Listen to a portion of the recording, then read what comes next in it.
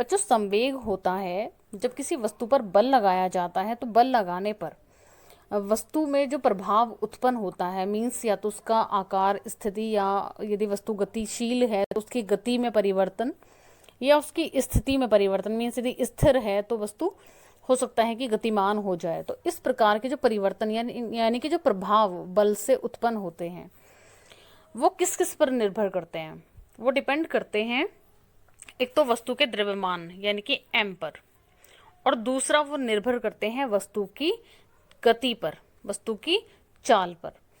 ठीक है, तो देखो, ऐसी राशि जो वस्तु के द्रव्यमान और वस्तु के वेग यानी कि चाल, बस ध्यान रहेगा कि वेग सदिश राशि है। ठीक है, तो ऐसी राशि जो वस्तु के द्रव्यमान और वस्तु के वेग पर निर्भर करती है वो संवेग कहलाती है। हम और क्लियरली समझेंगे एक एग्जाम्पल से। मान लीजिए दो बॉलें हैं जिसमें से एक बॉल स्थिर अवस्था में है और दूसरी बॉल जो है वो गति की अवस्था में है, और जो दूसरी बॉल है उसका द्रव्यमान ज़्यादा है। ठीक है, अब जब ये ज़्यादा द्रव्यमान वाली बॉल पहले वाली बॉल जो कि स्थिर अवस्था में है उसकी तरफ जाती है, तो उसकी गति यदि मान लीजिए यहाँ पर है 6 मीटर पर सेकेंड, तो यदि वो 6 मीटर पर सेकेंड की स्पीड से जाती है तो वो बॉल को थोड़ा हिट करेगी। हो सकता है कि बॉल थोड़ा सा, जो बॉल पहले से स्थिर अवस्था में थी वो वाली बॉल थोड़ा सा आगे खिसक जाए। अब यदि दूसरी कंडीशन में हम देखते हैं, यदि वही बॉल जो कि पहले वाली बॉल से थोड़ी हैवी है, वो यदि इस बार उसको 6 की जगह 10 मीटर पर सेकेंड के वेग से जाकर के उसको हिट करे, तो इस बार वो डेफिनेटली थोड़ा और आगे जाएगी। ठीक है, और थर्ड टाइम ऐसे ही यदि उसका वेग हम बढ़ाते जाएं तो जो स्थिर बॉल है वो बॉल उस पहले यानी हैवी वाली बॉल के हिट करने से और आगे जाएगी। कहने का मतलब है कि जब हम किसी सेम द्रव्यमान को, द्रव्यमान हर बार हर एक कंडीशन में सेम है लेकिन उसका वेग हर बार चेंज हो रहा है, तो जब वेग चेंज हो रहा है तो वेग चेंज होने से क्या प्रभाव पड़ा, यानी कि जो स्थिर बॉल है उस पर क्या प्रभाव पड़ा, उसकी हर बार स्थिति में परिवर्तन आते गए, मीन्स उसका संवेग चेंज होता गया। ठीक है, एग्जाम्पल में हम लेते हैं, मान लीजिए दो बॉल हैं और दोनों बॉल में से एक बॉल स्थिर अवस्था में है और जो दूसरी बॉल है उसको हम हर बारी एक उसका जो द्रव्यमान है वो चेंज करते जाएंगे।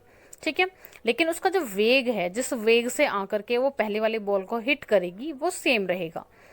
मान लीजिए एक बॉल जो कि स्थिर अवस्था में है उसको दूसरी बॉल का हमने माना द्रव्यमान 5 किलोग्राम है।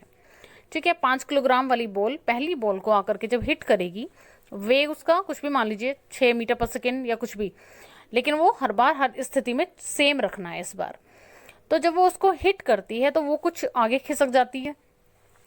दूसरे कंडीशन में हमने माना कि जो बॉल है पहले वाली उसका द्रव्यमान हमने चेंज कर दिया, मीन्स 5 किलोग्राम की जगह इस बार हमने 6 किलोग्राम कर दिया।